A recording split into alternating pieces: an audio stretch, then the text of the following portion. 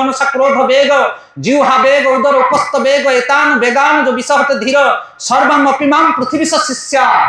ए जगत रे से शिष्य ग्रहण कर परिबो जे छटा वेग को दमन करिछि बाच वेग जे केबे हेले अन्य ऊपर क्रोध प्रकाश कर नथिबो बाणी रे मधुरता थिबो सत्यभाष थिबो मन वेग जे मन को कंट्रोल करिछि बाच वेग मन वेग क्रोध वेग जिह्वा वेग उदर वेग उपस्थ वेग आजिकल गुरु मान तो मध्य दरकार खोल हरि बोलो जैसा गुरु ऐसा चला दोनों नरक में ठेलम ठेला ये की गुरु ये जिह्वार लालसा को जे दमन करछि उदर लालसा को जे दमन करछि जे दमन करछि जे साधु आचार्य से भले गुरु हवा दरकार जे परंपरा रे आसुछि तमे गुरु हम गुरु तम गुरु किए ना से ता गुरु किए ना से ता गुरु किए ना ता पर किए ना आ किए ना बोले सेठी गली पड़ो सब जाई गुरुर परंपरा भगवान ठार आसी दरकार जमी आम ब्रह्ममाध्य गौड़ीय परंपरा आसीचे भगवान कृष्ण देले ज्ञान क्या ब्रह्मा को ब्रह्मा देले नारद को नारद देले व्यास को व्यास देले सुकादि गोस्वामी मान को यही परंपरा अद्यावधि वैष्णव परंपरा चली आसी तेणु यही ज्ञान को जे ग्रहण कर सीधा जाकि कृष्ण पाखे पहुंच गुरु सी परंपरा अच्छे आम गुरु संप्रदाय विहीन जो मंत्र से निष्फला प्रदा चारोटी संप्रदाय अच्छी कुमार संप्रदाय श्री संप्रदाय रुद्र संप्रदाय ब्रह्ममाध्य गौड़ीय संप्रदाय की संप्रदाय की कौन आम आज्ञा जानू पड़िशा गाँ लोक ने गुरु आम गुरु नहीं गलु कौन तमें गुरु नहीं गल सी गुरु नहीं मो भौणी नहीं मु नहीं गली बोले कौन आलू परिवा ना कौन किले किले किणी नल सब आज्ञा आम तो छोट बुद्धि आम एत कथा जानूनु तमें जानू चपल हलटे किनले पूरा 50टा चपल बाहर करके फिंगुच शाढ़ीटे किनले पूरा 50टा शाढ़ी कि बाहर कर फिंगुच बाछुच ना नहीं हरि बोल खोजी खोजिकी बाछी बाछिकी परिवा जिनस सब किणुचटी गुरु को बाछुन प्रकृत में गुरु किए सदाचारी किए आचरण कौन व्यवहार कौन गुरु पाखे जाकि रुह आश्रम 15 दिन रुह कथबार्ता चाली चलन नीति गति की देख तापर पसंद करके गुरु को ग्रहण कर इस्कन ले गुरु नवाई चाहिए भी तुमको दिया जीवनी कहे वर्षे आसिक आम संगे आगे मिस आमको चिन्ह आम तुमको चिन्हबू चिन्हा चिन्ह भल कि हम तापर तुम शिष्य हम कौन बुझीपार कि नहीं आज गुरु ग्रहण करदेल काली तुम बाटर तुम तुलसी माला फिटेकी बुल सब तो पाप आम बोहबू से साधारण कथा नुह आज्ञा टपिक बहुत कड़क गुरु शिष्य टपिक से सावधान भाव में जीवन में गुरु को ग्रहण करवा उपयुक्त शिक्षा भगवान को पाई सठिक गुरु ना सठिक शिक्षा से जो चारि नियम पालन करागला चारिटा अधर्म यही अधर्म को जे ब्रेक कर से गुरु अच्छे कौन संप्रदाय अधर्म आ गुरु तो नशापान करते शिष्य मैंने कहीं नपान करेंगे गुरु नॉनभेज खाऊं शिष्य मैंने नॉनभेज खाऊं से भागवत प्रमाण करागला अधर्म कौन ना चारिटा अधर्म नशापान करवा नहीं जुआ चाष लटे खेलवा नहीं अवैध जन संपर्क करवा नहीं मांस भक्षण करवा नहीं ये भागवत प्रमाण देला ये चार्टा जिनस को हमको पालन करने पड़े ये पाप अब यही पाप जे करबे ताको दंड भोग करिया पड़ियो कौन दंड दंड सब पंचम स्कंद भागवत शेष रे लिखा है आपण पढ़ंतु जाई घर मान करे बड़ भयंकर दंड आज्ञा खाली सुनिले रोम टांकुर उठिबो जदि थरे भागवत को पढ़े पंचम स्कंद भागवत आम लेखिकी दौचु आप पाप करिया बंद करदे केबे पढ़ंतु घरे निष्ठार सहित ए टीवी मोबाइल देखिकी शॉर्ट वीडियो देखिकी किछ लाभ होबनी जीवन में भागवत पढ़ गीता पढ़ तुम जीवन परिवर्तन हो साधु गुण में भूषित हो तुम्हें चाहिए भी पाप कर पार ना तुम्हें एवं न चाहिए भी आम पाप करुचे हाँ कि नहीं गोटे नर्क अच्छे कुंभी पार्क नर्क से समस्ते जानती बाटर गला से बाटर पड़ जाए आगे ना कौन कुंभी पार्क नर्कटा कौन कहले माँ मैंने आम जो छाणी छाणी खाऊने कि सब जीव मान को तुमको पकईकि से जमदूत मैंने छाणी किए गोटे प्रश्न पचारा कहला आज्ञा आमको तो तेल पकड़े आम प्राण चलीज आमको जदि नहीं कि गोटे तेल कड़े बर्तमान पकईदबा गोटे मनीष को प्राण रही से तो मरीज आमको कौन तेल कड़े छाणे जमदूत मैंने अरे तुमर यही शरीर छुणा हेनी यही शरीर तो मटी मिसीज जहाँ किसी पोड़ीदेवे जालीदेवे आउ गोटे शरीर मिले ता ना हूँ जंत्रणा शरीर सब कभर रखाई जमी जेल भितर गले तुम पेंट सार्ट खोलिक आउ भले बड़े देवे कैदी बोली चिन्हा पड़ो सेमती जमपुर को गले ये शरीर ये पड़ो तुम आत्मा को आउ गोटे शरीर मिले ता ना हूँ जातना शरीर से शरीर को तेल कड़े वर्षे फुटेले जीव ता भर बाहर एमती भयंकर कष्ट मिले से गोटे तत्वस्वरूप नर्क अच्छी नारी पुरुष मैंने अवैध मिलामिशा जमी करते जो गोटे नारी अन्य पुरुष सहित मिशिची ताले से पुरुषर गोटे पितुला थी लुहार पितुला ताकू पूरा गरम कर रखा लाल टक टक करके ये नारी जमी संग कर सहित संग करेबे तुम देह हाथ पोड़ी जाऊ गरम पितुला सहित तत्वस्वी आउ जो मैंने मद्यपान करते नशापान करते दी जन जमदूत आसवे जड़े तल पाटिक आ जड़े ऊपर पाटिक भिड़िकी धरवे गरम लुहा तले की पाटी भितर ढाड़ा हम हरिगल सब सिस्टम रेडी होगी अच्छी कि आम जानी कहीं मु तो जानी तुम न जाने कौन हम गाड़ी फास्ट उड़े कि पड़े हाईवे कैमेरा अच्छी कैच कर नेला फोटो से पत्र पड़े घर को केते 250 फाइन कहीं मु तो जानी तुम जानिया किसी दरकार नहीं अकाउंट रू कटि जो धासी सब तुम जानिया दरकार नहीं नियम अच्छे तुम कहीं जान नथलो कि कौन करूथिलो कि तुम हरिगल कौन बुझी पाछन त सेता पंचम स्कंद शेष रे पढ़ंतु कौन पाप कले कौन दंड मिलिबो पूरा विशद वर्णना कराई आ सकाळ पाइले हम हजार हजार पाप करूछे तो सेतले पचार परीक्षित महाराज कहते हे सुखदेव गोस्वामी कली जुगर लोक सकाळ पाइले पाप करे ना हाँ पाप करेंगे ना दंड पाइबे ना हाँ दंड पाइबे ना ताहले उपाय कौन कले लोक माने दंड मुक्ति पाइबे प्रथम उपाय कहते षष्ठ स्कंद भागवत आरंभ होची उपाय कौन कहते जदि पाप को प्रायश्चित करा जिवो मनु भृगु संहिता पाठ करी भाविनंद आपण रास्ता रे जाउछनी गोटे बिले मरे देले बिलेटा मरी गला आपण जाके ब्राह्मण को पचारे कहे आज्ञा जाउथले रास्ता रे बिले मरे देले कोन करबी ब्राह्मण माने संहिता बाहर करिवे कबे दी चारटा ब्राह्मण को नेकी शिव मंदिर रे भोजन देते तुमर पाप प्रायश्चित हे जो कोन बुझी पाले पाप को प्रायश्चित कर्म कांड ताकू कहा जाए सुखदेव गोस्वामी कहले एथरे जणे तो सब पाप को नष्ट कर परियो नाही होय सका हजार हजार पाप करचे मनीष केते प्रायश्चित करिवो से करि परियो आपण प्रायश्चित गोटे पशु को जदि तुम मारिच से पशुर जति की लोम सेति थर तुम पशु हबो ले केते प्रायश्चित कले तुम ऋण सुझिबो कहले एटा हे परियो नाही कुंजर शौचवत कुंजर माने हाथी हाथी नदी भितर पसिकी गाधेबो बढ़िया किनी घसा मजा हेकी आ बाहर को आसले पुणी धूली जाक नहीं ऊपर झाड़ी हो जमी आपण मैंने देखिए गाँ गहली माँ मैंने सब कार्तिक कर मासुटाक पाहांतर उठिकी बुडिकी एक बेक तो खाई हबिष करेंगे पुणी कार्तिक मास जमी सर छाड़ खाई घाटू आरंभ हो केते मास 11 मास 11 मास चलो नॉन भेज गोटे मास भेज हेल्ले कौ भार हम कौ तकुड़ी कौ बुझीपार ना नहीं कौ पला भार हम पापर भार ना पुण्यर भार बढ़ से कर्मकांड द्वारा आम निजर पाप को धौत कर गोटे कथा नहीं गोदरा कोड़े जेते माड़े सेते से कोड़ी कोड़ी जी जात से चल चल गला अधिकार माड़े जात से पुण्य ना पाप बहुत कर कलिजुगर लोक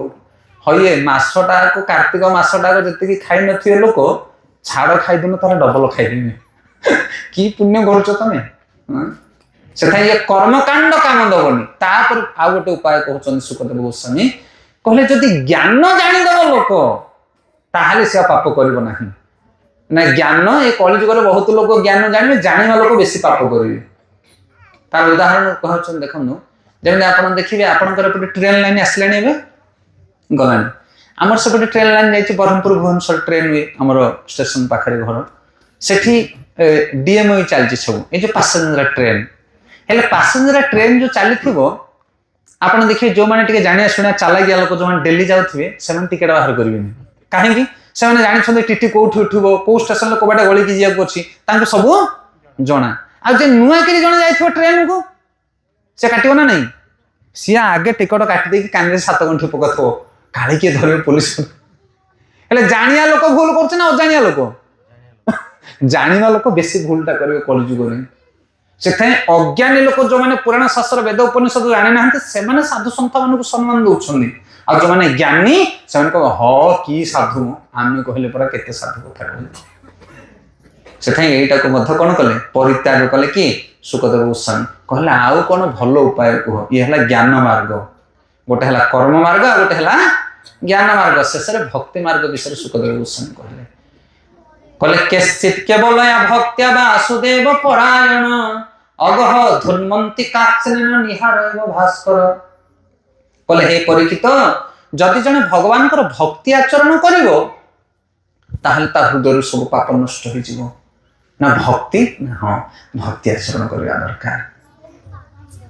ଆପଣ ମାନେ ଜୀବନରେ ଯେତେ ପାପ କରିଛନ୍ତି ଏପର୍ଯ୍ୟନ୍ତ, କରୁଛନ୍ତି ନା ନାଇଁ? ସମସ୍ତେ ଆମେ କରୁଛେ କି ନାଇଁ ପାପ? ବହୁତ ବହୁତ ପାପ କରୁଛେ। ସବୁ ପାପ ନଷ୍ଟ ହେଇଯିବ ଯଦି ଜଣେ ଭକ୍ତି କରିବ। କରିବା? କେତେ ଜଣ କରିବା ହାତ ଉଠେଇଲେ? ଭକ୍ତି କଲେ ପାପ ନଷ୍ଟ ହେଇଯିବ। କିଏ କରିବା ପାଇଁ ଇଚ୍ଛା କରୁଛନ୍ତି ଭକ୍ତି? ନା ଇଚ୍ଛା ନାହିଁ କାହାର? ଭକ୍ତି କରିବା ପାଇଁ ଆମ ସମସ୍ତଙ୍କର ଇଚ୍ଛା। ଭକ୍ତି କଲେ ପାପ ନଷ୍ଟ ହେଇଯିବ। କଣ ସେ ଭକ୍ତି? କହିଲେ କେଶ୍ଚିତ କେବଳ ଭକ୍ତି ବାସୁଦେବ ପରାୟଣ। ଆମେ ଭକ୍ତି କରୁଛେ ଯେ ଅନ୍ୟ ଦେବୀ ଦେବତା ମାନଙ୍କର ନୁହଁ, ବାସୁଦେବ ଭଗବାନ କୃଷ୍ଣଙ୍କର ଭକ୍ତି ଯଦି ଜଣେ କରେ ତାହେଲେ ତାର ସବୁ ପାପ ନଷ୍ଟ ହେଇଯିବ। ଲୋକ କଥାରେ ଆମେ ଶୁଣୁଛୁ, ଲୋକେ କହନ୍ତି ଭଗବାନ ହେଲେ କଣ ତମ ପାପକୁ ଧୋଇଦେବେ? କର୍ମ କରିଥିଲେ ଫଳ ଭୋଗିବାକୁ ପଡିବ ନା। କର୍ମ କଲେ ଫଳ ଭୋଗିବାକୁ ପଡିବ ନା ଫଳ ବି ନଷ୍ଟ ହେଇଯିବ? କଣ ଆପଣ ମାନେ କଣ ଭାବୁଛନ୍ତି? ଜଣେ ପାପ କର୍ମ କରିଛି, ଭଗବାନଙ୍କୁ ଡାକିଲା, ତା ପାପ କର୍ମ ନଷ୍ଟ ହେଇଯିବ ନା ହବନି? ହେଇଯିବ ନା ହବନି? କଣ ହେଇଯିବ? ହବନି? ହେଇଯିବ ପକ୍କା? କାହିଁ ସେମାନେ ମନା କରୁଛନ୍ତି ହବନି ବୋଲି?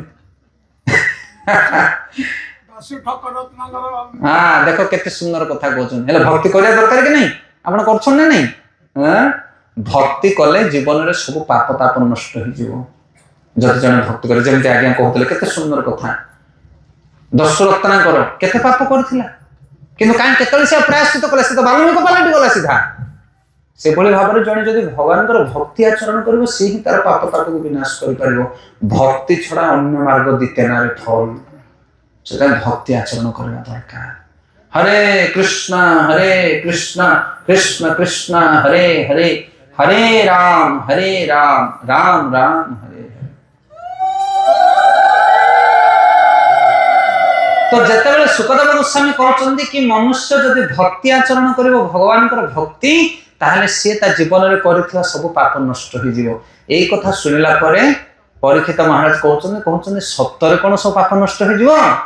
କଣ କିଛି ଉଦାହରଣ ଅଛି କି? କଣ କହୁଛନ୍ତି? କହୁଛନ୍ତି କିଛି ଶାସ୍ତ୍ରୀୟ ଉଦାହରଣ ଅଛି କି ଏମିତି ଗୋଟେ ଲୋକ ପାପ କରିଥିଲା ଆଉ ହରି ଭକ୍ତି କରିକି ତାର ସବୁ ପାପ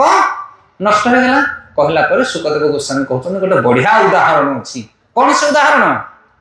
ଅଜାମିଳ କଥା। ଅଜାମିଳ କଥା ଆସୁଛି ଏଇଭଳି ପ୍ରସଙ୍ଗରେ। ଆମେ ମନ ଛାଡି ହିଁ ପଢିଲା ହବ କି ଶାସ୍ତ୍ର ଭିତରକୁ? ଭାଗବତରେ କୋଉ ଜାଗାରେ କେମିତି ଭାବରେ ଅଜାମିଳ ପ୍ରସଙ୍ଗଟି ଆସୁଛି ତାକୁ ଜାଣିବାକୁ ପଡେ। ପଞ୍ଚମ ସ୍କନ୍ଧ ଭାଗବତର ଶେଷରେ ନର୍କ ବର୍ଣ୍ଣନା ଆସିଲା, ପାପ ବିଷୟରେ ବର୍ଣ୍ଣନା ଆସିଲା, ପାପରୁ ଉଦ୍ଧାର ପାଇବା ପାଇଁ 3ଟି ମାର୍ଗ ଆସିଲା, କର୍ମକାଣ୍ଡ, ଜ୍ଞାନକାଣ୍ଡ ଆଉ ଭକ୍ତି ମାର୍ଗ। ଭକ୍ତି ମାର୍ଗଟା ଶ୍ରେଷ୍ଠ ହେଲା। ତାର ଉଦାହରଣରେ ସୁଖଦେବ ଗୋସ୍ୱାମୀ ପରୀକ୍ଷିତଙ୍କୁ କହୁଛନ୍ତି କି ଭକ୍ତି କରିବା ଦ୍ୱାରା ଜୀବନରେ ସବୁ ପାପ ନଷ୍ଟ ହୋଇଯାଏ। ଉଦାହରଣ ହେଉଛି ଅଜାମିଳ। କାନ୍ୟକୁବ୍ଜ ନଗରରେ ଗୋଟେ ବ୍ରାହ୍ମଣ ପରିବାର ରହୁଥିଲେ, ଆଉ ଗୋଟିଏ ପୁତ୍ର ଥିଲା, ତା ନାଁ ହେଉଛି ଅଜାମିଳ। ବଡ ନୈଷ୍ଠିକ ବ୍ରତକୁ ଧାରଣ କରିଥିଲା ସିଏ। ଅଜାମିଳ ସାଧାରଣ ଲୋକ ନଥିଲା ଆଜ୍ଞା। ତାର ଗୁଣ ଯେତିକି ବର୍ଣ୍ଣନା କରୁଛନ୍ତି ସୁଖଦେବ ଗୋସ୍ୱାମୀ, ଶେଷରେ କହୁଛନ୍ତି ଗୁଣର ଆଳୟ ଥିଲା ଅଜାମିଳ। ଅଜାମିଳ ପାଖରେ ସମସ୍ତ ପ୍ରକାର ସଦ୍ଗୁଣ ଥିଲା। ସାଧୁ ସନ୍ଥ ମହାତ୍ମା ମାନଙ୍କୁ ସମ୍ମାନ ଦେବା, ପିତା ମାତାଙ୍କର ସେବା କରିବା, ବ୍ରତ ଆଚରଣ କରିବା, ତପସ୍ୟା କରିବା, ସବୁ ଗୁଣ ଥିଲା ଅଜାମିଳ ପାଖରେ। ଆମେ ବେଳେବେଳେ କହୁଛୁ ନା ମୋ ପୁଅଟା ଭାରି ଭଲ, ମୋ ପୁଅ ଭଳିଆ ଖଣ୍ଡେ ପୁଅ ନାହିଁ, ଯାହା କହିବ ତାହା କରୁଛୁ ମୋ ପୁଅ। କିନ୍ତୁ ସେଇ ପୁଅ ଦିନେ ଯାଇଥିଲା ଜଙ୍ଗଲକୁ କାଷ୍ଠ ଆଣିବା ପାଇଁ, ଆଉ ଦେଖିଲା ଗୋଟେ ଶୂଦ୍ର ସହିତ ଗୋଟେ ବେଶ୍ୟାର ସଙ୍ଗମ। ଗୋଟିଏ ଥର ମାତ୍ର ସେ ଦେଖିଛି 2 ଜଣ ନାରୀ ଆଉ ପୁରୁଷକୁ ଅର୍ଦ୍ଧ ଲଗ୍ନ ଅବସ୍ଥାରେ। ଆଉ ସେତିକିରେ ଅଜାମିଳ ଭଳି ଜଣେ ଶୁଦ୍ଧ ପବିତ୍ର ହୃଦୟରେ ଏଇ କାମାସକ୍ତର ସ୍ୱର ଏତେ ଭାବରେ ଭେଦିଗଲା, ସବୁ ସମୟରେ ସେ ବେଶ୍ୟାକୁ ସ୍ୱପ୍ନରେ ଚିନ୍ତା କରିବାରେ ଲାଗିଲା। କେତେ ଶକ୍ତିଶାଳୀ ପାୱାରଫୁଲ ଜିନିଷ ଦେଖ। ଭଗବତ ଗୀତାରେ ଭଗବାନ କହୁଛନ୍ତି ଦୈବୀ ସଗୁଣମୟୀ ମମ ମାୟା ଦୁରନ୍ତୟା ମାମିବ ଯେ ପ୍ରପଦ୍ୟନ୍ତେ ମାୟା ମେତା ତରନ୍ତି ତେ। ହେ ଅର୍ଜୁନ, ବହୁତ ବଡ ବଡ ଲୋକମାନେ ମାୟା ଶକ୍ତିରେ ବିମୋହିତ ହେଇଯାନ୍ତି। ସୌଭରି ମୁନି ଯମୁନା ନଦୀ ଭିତରେ ବସିକି ତପସ୍ୟା କରୁଥିଲେ। ଶିଉଳି ଚଢି ଯାଇଥିଲା ତାଙ୍କ ଦେହରେ, କାମ ବାସନା ତିଳେ ନଥିଲା। 2ଟା ମାଛ ମିନୁ ଦିଟାର ସଙ୍ଗମକୁ ଦେଖି ତାଙ୍କ ହୃଦୟରେ କାମ ବାସନା ଜାଗ୍ରତ ହେଲା। ପାଣି ଭିତରୁ ବାହାରିକି ଆସିଲେ ମାନ୍ଧାତା ଋଷିଙ୍କର 6ଟା ଝିଅକୁ ବାହାରେ। କେତେ ସଶକ୍ତିଶାଳୀ ଦେଖ। ଇଏ କେତେବେଳେ ବି ତମକୁ ମାଡ଼ି ମକଟିକି ତଳେ ପକେଇଦବ ତାର ଠିକଣା ନାହିଁ। କାମ ଶକ୍ତି ଏତେ ଶକ୍ତିଶାଳୀ, ପ୍ରବଳ ଶକ୍ତି। ବିଶ୍ୱାମିତ୍ର ମୁନି ଭଳି ମହାନ ମୁନି ଘୋର ତପାଚରଣ କରୁଥିଲେ। ମେନକାର ପାଉଁଜି ରୁଣୁ ଝୁଣୁ ତାଙ୍କ କାନରେ ବାଜିଲା, ସବୁ ଜ୍ଞାନ ଭ୍ରଷ୍ଟ ହେଇଗଲା। ଏ ଶକ୍ତି କାହାର? ନାରୀର ନୁହଁ, ଏ ଶକ୍ତି ଭଗବାନଙ୍କର ଶକ୍ତି। ଭଗବାନ କହୁଛନ୍ତି ମମ ମାୟା ଦୁରନ୍ତୟା, ମୋ ମାୟାକୁ କେହି ଅତିକ୍ରମ କରିପାରିବେ ନାହିଁ। ତେଣୁ ଯିଏ ମୋର ଭଜନ କରିବେ ଏଥିରୁ ସିଏ ଉଦ୍ଧାର ପାଇଯିବ। ଅଜାମିଳ ବାରମ୍ବାର ଚିନ୍ତା କରୁଥାଏ ସେ ବେଶ୍ୟା ବିଷୟରେ। କିଛି ଦିନ ପରେ ସେ ବୟବୃଦ୍ଧ ହେଲା ପରେ ସେଇ ବେଶ୍ୟାକୁ ଆଣିକି ଘରେ ରଖିଲା। ବହୁ କଷ୍ଟ, ବହୁଦିନ ଅତିବାହିତ ହେଲା। ଦିନ ପରେ ଦିନ ପିତାମାତା ସମସ୍ତେ ଚାଲିଗଲେ ଅଜାମିଳର ଦୁର୍ଗୁଣକୁ ଦେଖି। ପତ୍ନୀ ବି ଚାଲିଗଲେ। ସେ ବେଶ୍ୟା ଠାରୁ ଅନେକ ଗୁଡ଼ିଏ ସନ୍ତାନକୁ ସୃଷ୍ଟି କରିଥିଲା। ଶାସ୍ତ୍ରରେ ଲେଖା ହେଇଛି 10ଟା ପୁତ୍ର ହେଇଥିଲା ତାର। ଆଉ ଅଜାମିଳକୁ ଯେତେବେଳେ 80 ବର୍ଷ ହେଇଥିଲା ସେଇ ସମୟରେ ମଧ୍ୟ ସେ ଗୋଟେ ସନ୍ତାନ ସୃଷ୍ଟି କରିଥିଲା। ମାନେ କି ଘୃଣ୍ୟ କର୍ମ ଦେଖ। ସୁଖଦେବ ଗୋସ୍ୱାମୀ କହୁଛନ୍ତି ସଂସାରରେ ଏମିତି ପାପ ନାହିଁ ଯୋଉ ପାପ ଅଜାମିଳ କରିନି ବୋଲି। ସବୁ ପାପ, ଚଉର ବୃତ୍ତି, ମନୁଷ୍ୟମାନଙ୍କୁ ମାରିବା ହାଣିବାଠୁ ଧରି ସବୁ ପ୍ରକାର ପାପ କର୍ମ ସରି ଯାଇଥିଲା ଅଜାମିଳର। କିନ୍ତୁ ଦୈବାତ ତାର ଗୋଟେ ପୁଅ ଥିଲା, ତା ନାଁ ଦେଇଥିଲା ନାରାୟଣ। ହରି ବୋଲ। ଏଇ ନାରାୟଣ ପୁତ୍ର ନାଁଟା ଦେଇଦେବାରୁ ସେ ଉଦ୍ଧାର ପାଇଗଲା। ଏଇ ଅଳ୍ପ ଦିନ ତଳେ ଆମର ଗୋଟେ ପ୍ରବଚନ ଥିଲା କୋଉଠି, ଦିଗପହଣ୍ଡି, ବ୍ରହ୍ମପୁର ଆରପଟେ ଦିଗପହଣ୍ଡି। ସେଠି ଆମେ ସଂସ୍କାର ବିଷୟରେ କହୁଥିଲେ। ଆଜିକାଲି 4ଟା ବର୍ଣ୍ଣ, 4ଟା ଆଶ୍ରମ ରହିଛି ଭଗବାନ ସୃଷ୍ଟି କରିଛନ୍ତି। ବ୍ରାହ୍ମଣ, କ୍ଷତ୍ରିୟ, ବୈଶ୍ୟ, ଶୂଦ୍ର, ବ୍ରହ୍ମଚାରୀ, ଗୃହସ୍ଥ, ବାନପ୍ରସ୍ଥ, ସନ୍ନ୍ୟାସ, ଚତୁର୍ବର୍ଣ୍ଣ ବୟ ସୃଷ୍ଟ ଗୁଣ କର୍ମ ବିଭାଗସ। ଆଜିକାଲି ବ୍ରାହ୍ମଣ ପାଖରେ ବ୍ରାହ୍ମଣ ଗୁଣ ନାହିଁ, କ୍ଷତ୍ରିୟ ପାଖରେ କ୍ଷତ୍ରିୟ ଗୁଣ ନାହିଁ, ବ୍ରହ୍ମଚାରୀ ଆଶ୍ରମ ନାହିଁ, କି ଗୃହସ୍ଥର ଧର୍ମ ନାହିଁ। ଗୃହସ୍ଥ ମାନେ ଦାନଶୀଳ ରହିବା ଦରକାର। ବହୁତ ବଢିଆ ପ୍ରସଙ୍ଗ ଗୃହସ୍ଥ ଜୀବନ କଥା। ବର୍ଣ୍ଣାଶ୍ରମ ଧର୍ମ କେବେ ଆଲୋଚନା କରନ୍ତୁ। ଗୋଟିଏ ଗୋଟିଏ ଟପିକ ଶୁଣିବେ, ଭିଜିଯିବେ ତା ଭିତରେ। ଇଏ ତ ଆମେ ଧାଇଁବାକୁ ପଡୁଛି ଖାଲି। ଏବେ କୋଉ କଥାକୁ ଆମେ ଲମ୍ବିକି ନେଇପାରୁନୁ, କାରଣ ଆଗକୁ ପୁରା ଟାର୍ଗେଟ ଅଛି। ହରିଗଲ, ଧାଇଁ ଧାଇଁକିରି ସାରିବାକୁ ପଡିବ ପାଠ। କୋଉ କଥା କହିବ।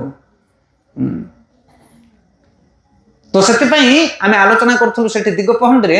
କି ଯଦି ଜଣେ ବ୍ରାହ୍ମଣ କୁଳରେ ଜନ୍ମ ହିଁ ମଧ୍ୟ ବ୍ରାହ୍ମଣ କର୍ମ କରୁନି, ଶୂଦ୍ର କୁଳରେ ଜନ୍ମ ହିଁ ଶୂଦ୍ର କର୍ମ କରୁନି,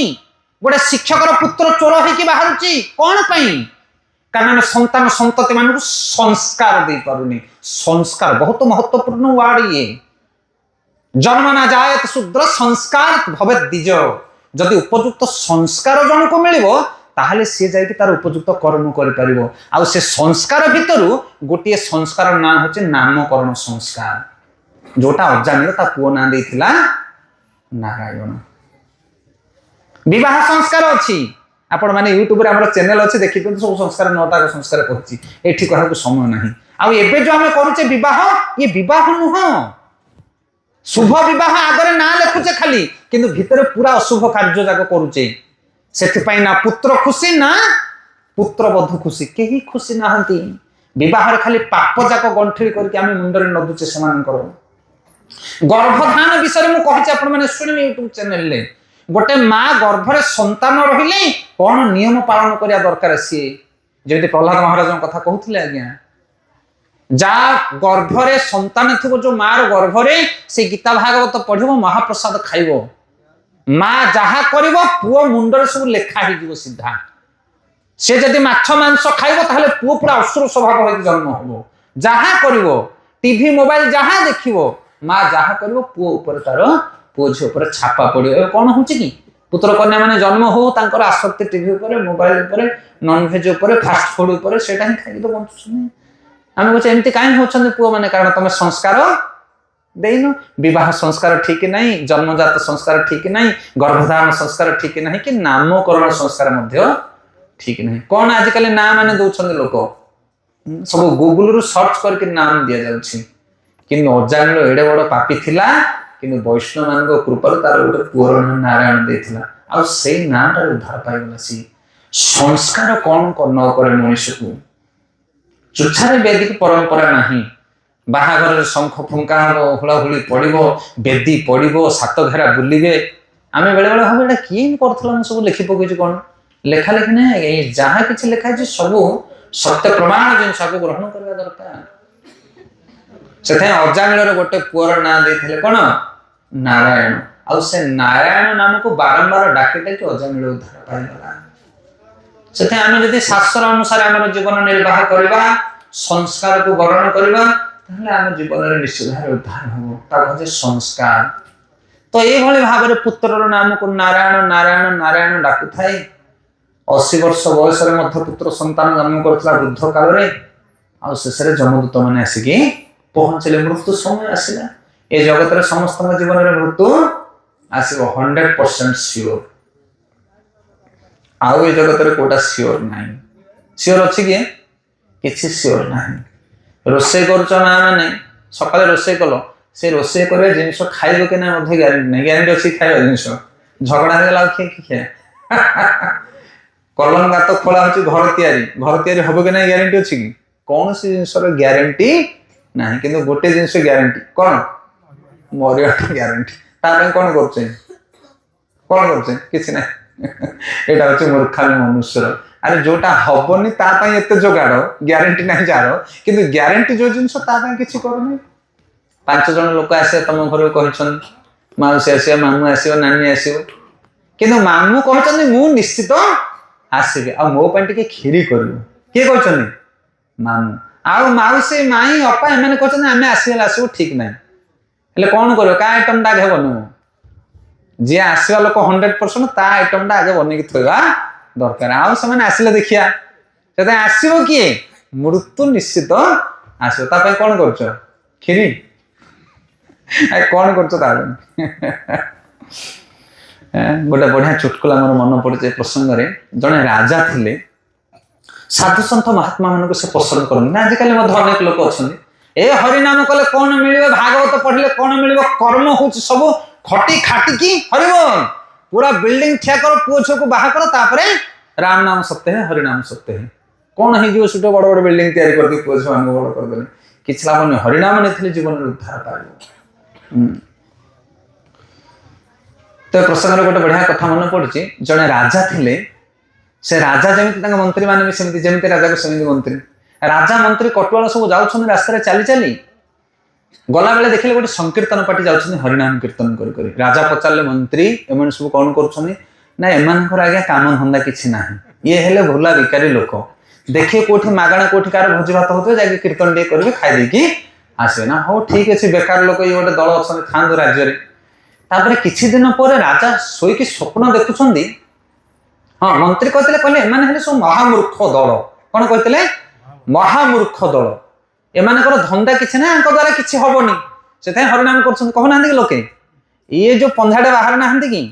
हरिबोलिया द्वारा किसी हेनी मैंने अलुसुआ ये सब खाली कीर्तन करेंगे मागणा खाइबे लोक कहते गोटे देखिए सेमती मंत्री कहले महामूर्ख दल किछि दिन पर राति राजा शोन गोटे स्वप्न है कौन स्वप्न देखुं राजा राजसभा अनेक सब चेयर पड़ी महापंडित महाज्ञानी महाचित्रकर महाकंठशिल्पी सब बस कि आउ गोटे फांका सीट पड़ी से ऊपर लिखाई महामूर्ख कौन लिखाई से सीटा खाली अच्छे राजा जो निदर उठिले मंत्री मंत्री आड़े आसल ना कौन ना मुझे गोटे स्वप्न देखिली ना कि स्वप्न देख ना गोटे स्वप्न देखिली मुझे राजसभा समस्त अच्छा कि महामूर्ख कहीं ना गोटे महामूर्ख राज्य खोजिकी आण आमर राजसभा बसवा देख कौन बुझीपार तो कह कथा जहाँ भाभी से स्वप्न फलिला मंत्री कहले मंत्री 7 दिन भीतर तुम आनिक पहुंचब महामूर्ख ना तुम गंडी मुंड अलग कर शुणी दिया राजा आज्ञा मंत्री बाहर गाँ गाँ नगर नगर बुले तुम गाँव को आसिले आसिक पचारे कहले आज्ञा आपण गाँव महामूर्ख किए अच्छा किए राजी पड़े किए मूर्ख कहले उल्टा बाड्या को लोक कड़े कौड़ आस तुम मूर्ख हो ना जुआड़े गले समस्ते भगेदेले 6 दिन अतिबाहित हो गला आ मंत्री आबा को कहले न सर गोटे दिन बाकी अच्छे ना शुणीदंड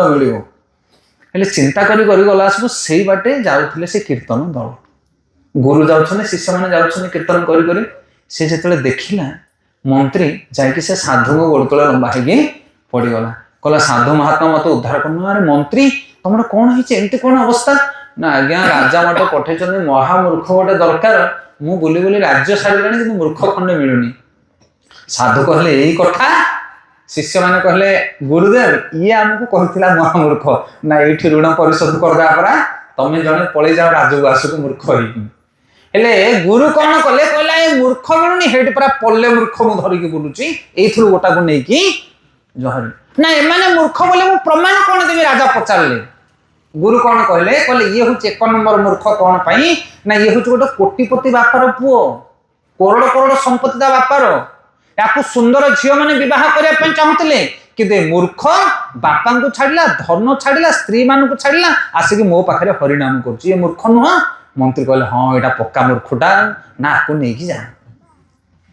कौन बुझीगले कि आज्ञा तापर से मंत्री धरिक आसिले राजा पाख कहले आज्ञा गोटे महामूर्ख मिलगला ना ये मूर्ख ना प्रमाण कौन कहले से गोटे गोटे कथा राज्यवासी सब हसिले राज सभा जो मैंने बसले सब हसिले कहले बढ़िया महामूर्ख मिलगला ताको गोटे मुकुट दिया महामूर्ख दंड गोटे धरिकी से राज्य रहा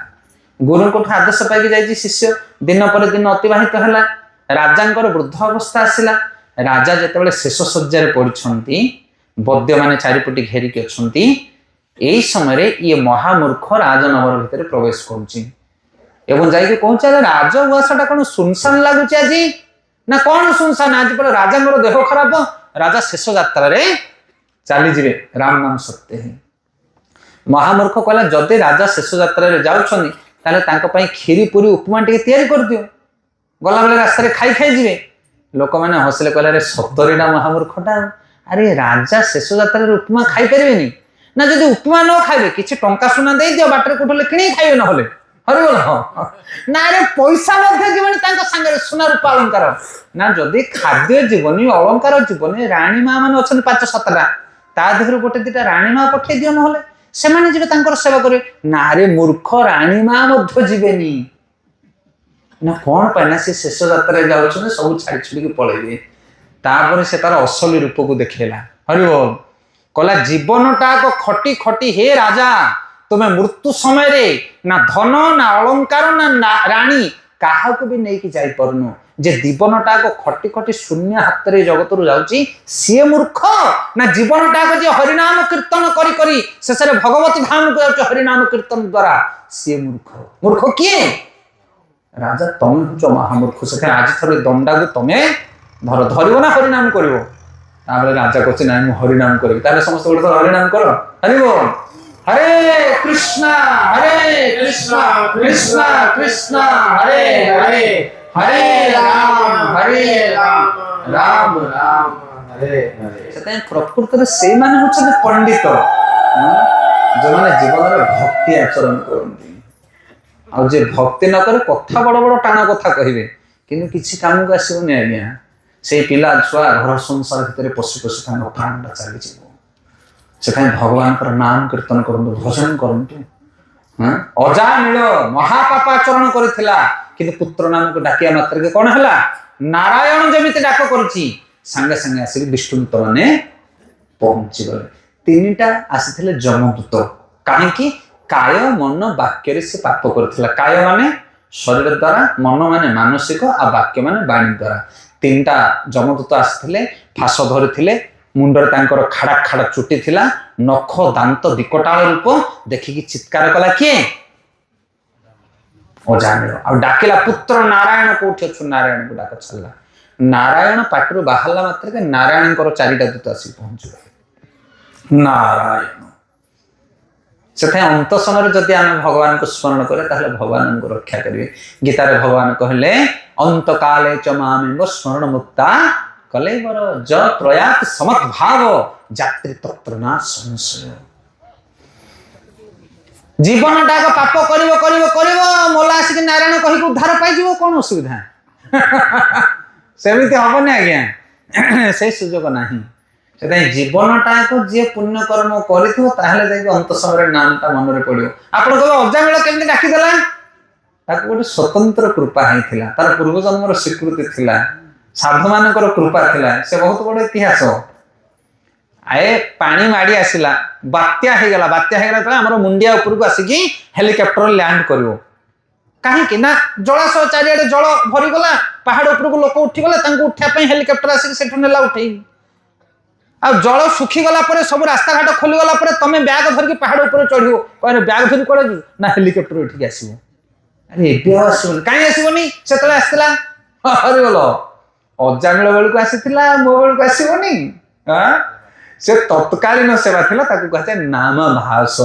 सी अलग चैप्टर तीन प्रकार नाम रही हरि नामर महिमा गोटे है नाम अपराध आ गोटे है नाम भाष आ गोटे है शुद्ध नाम जो मैंने प्रकृत में भगवान शुद्ध नाम करती से जगत उद्धार पाती आ बेले बेले किसी लोक को नाम भाषार फल मिले जमी अजामिल को मिलता हेले अजामिल बर्तमान लंबा होगी पड़ी बेड रे एपटे 3 जन जमदूत सेपटे 4 जन विष्णुदूत भीतर झगड़ा है से झगड़ा प्रसंग बहुत रम्य भव्य ए विष्णुदूत माने सुंदर मुकुट किरीट कुंडल पिंधिचंती चतुर्भुज शंख चक्र गदा पानी को धारण करछनी विष्णु जेमिति तांकर दूत माने सेमिति आम जमदूत माने भयंकर रूप जमदूत माने कहउछन्ती आपण माने तो सब भद्र भलिया देखा जाउछन्ती 4 जण जाको विष्णुदूत माने तमे किए कोठु आसीचो से माने जाननांती कारण जमपुर रहा लोक जमदूत विष्णुदूतଙ୍କ सहित जमदूतଙ୍କର केबे भेट हुएनी कारण आंको डिपार्टमेंट अलग तांको डिपार्टमेंट अलग जे पाप करथियो ता पाखु जमदूत माने जिवे जे पुण्य करथियो ता पाखु विष्णुदूत जिवे ये एमितिकार गोटे केस हेतिला फर्स्ट टाइम जोठी दीटा को दूत पहुंचथिले कोठी अजामिल पाखरे सेताई विष्णुदूत माने को जमदूत माने पचारछन कहछन तुमे तो भद्र लोक भली देखा जाउछो सब एई अभद्र लोकटा को उद्धार करिया पई कोन पई आछो के कहछन जमदूत माने कहछन तुमे तो भद्र लोक जाक सब ए अभद्र लोकटा को उद्धार करिया पई कोन पई आछो विष्णुदूत माने पचारछन ये अभद्र ये तो भद्र लोकटा देखो तांगर डिबेट केमिति होउची तुमे सब किए तीनटा जो आश्रम को मारिया पई ना आमे होचो धर्मराजंकर दूत धर्मराज किए जमराज होचन धर्मराज विष्णुदूत माने पचारछन तमे धर्मराजंकर दूत धर्म कोन जानिचो ये होची सबठर एक्सीलेंट क्वेश्चन तांकर धर्म कोन कौन तमे धर्म विषय पाठ पढ़ीच जे लोकटा को अधर्मी करके बांधिकी नौच किए कहते विष्णुदूत मान कहते धर्म विषय तमे शिखिच जमदूत मान कहते अरे ये कौन आमको पाठ पढ़ेलनि आमे धर्म राजांकर दूत जमराजंकर दूत आमे केते केते पापी मान को आमे बांधिकी नैचो ये तो महापाप करछि ना शास्त्र प्रणोदित धर्म अधर्म तद विपराय शास्त्र रे जहा लिखाई छि सेटा होछि धर्म आ तार विपरीत होच अधर्म के कहला जमदूत माने कहले आ ये शास्त्र निहित शास्त्र निषेध कर्म करिछि कुकर्म करिछि पाप कर्म करिछि सेथे आको दंड भोग करिया पे हम जमपुर को नै जिना तापर विष्णुदूत माने कहछन ये जो पुण्य करिछि से पुण्य फल रे तार सब पाप नष्ट हो जाछि ना कोन ये पुण्य करिछि ना ये हरि नाम करिछि हरि नाम विषय माने पाठ पढि नांदी के जमदूत माने हरि नाम विषय पाठ पढ़ना मिस्टेक रही से तापर माने हारी गले विष्णुदूत माने ताको उद्धार करदेले जमदूत माने फेरी आसिले जमराज पाखु आसिके तांको द्वारे कबाट बाड़ेले कहले जमराज फर्स्ट टाइम पई हम का पाखु हारिलु जमराज कहले अरे कोन हेछि तमरो से माने क्रोधित होई जायछन दूत माने कहते 4 जन लोक आसिले शंख चक्र गदा पानी धारण करी केउर मुकुट पिंधिथिले से माने हमको सेठु मारिकी भगै देला हम सहित बहुत डिबेट कले तापर जमराज प्रवचन आरंभ करुछन हरे कृष्ण काहाकू तांकर दूत मान को कहछन अरे पिले तमे धर्म विषय कोन जानिमु तमे भाबुछ कि मु होछि सर्वश्रेष्ठ तमे भाबुछ जमराज होछि सर्वश्रेष्ठ ना ना ना तुमे माने मो सेवक बोली तमे भाबुछ मु श्रेष्ठ किंतु मु इंद्र वरुण कुबर दशदिग पाल ब्रह्मा शिव समस्त जहांकर किंकर तांकर किंकर होछन से माने के से विष्णुदूत तांको विषय कहछन जमराज प्रवचन दउछन जमवाच भूतानि विष्णु सुर पूजितानि दुर्दश लिंगानि महाभूतानि रक्षन्ति तद भक्तमत परेभ्यो मत्यश्च मर्त्यान्नथ सर्वतश्च कहउछन्ति जमराज कहउछन्ति विष्णुंकर से भृत्यगण देवता मानकर मध्य पूज्य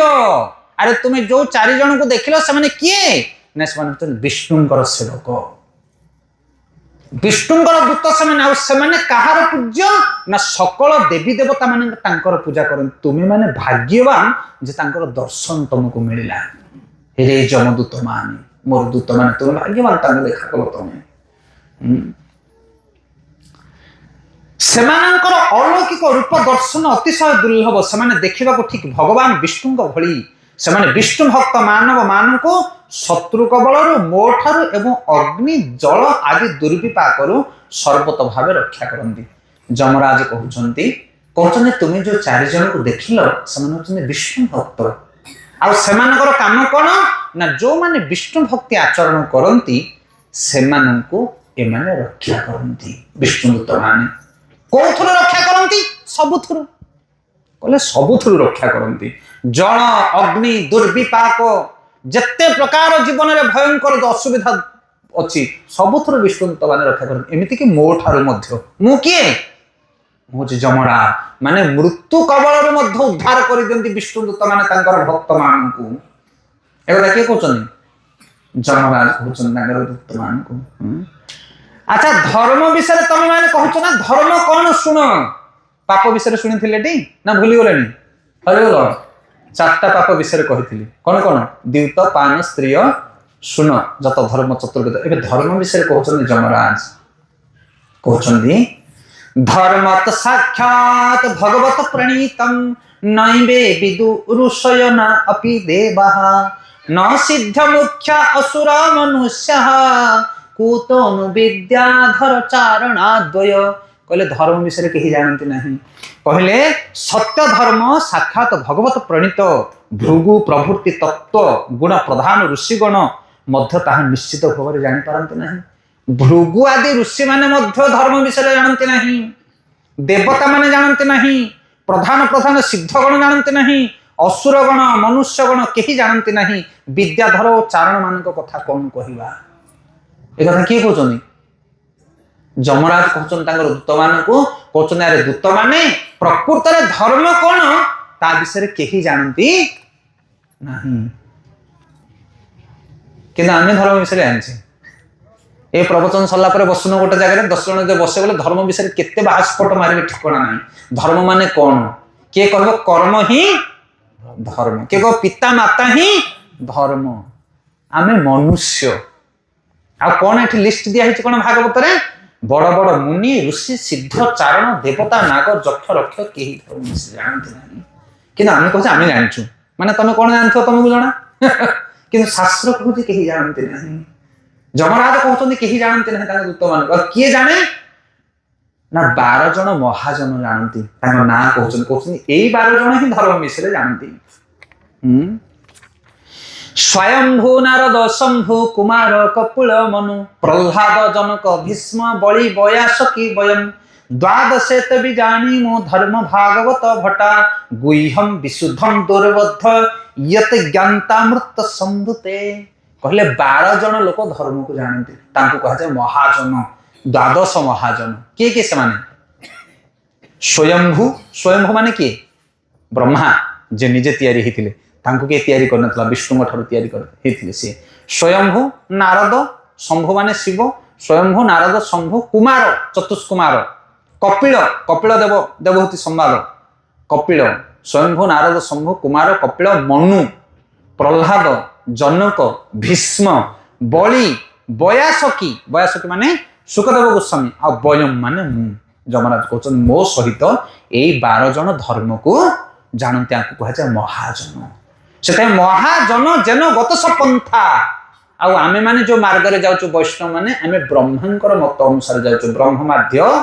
गौड़ीय संप्रदाय भगवान कृष्ण ब्रह्मा को देले ज्ञान आ ब्रह्मा से ज्ञान को प्रचार कले धीरे धीरे मार चलला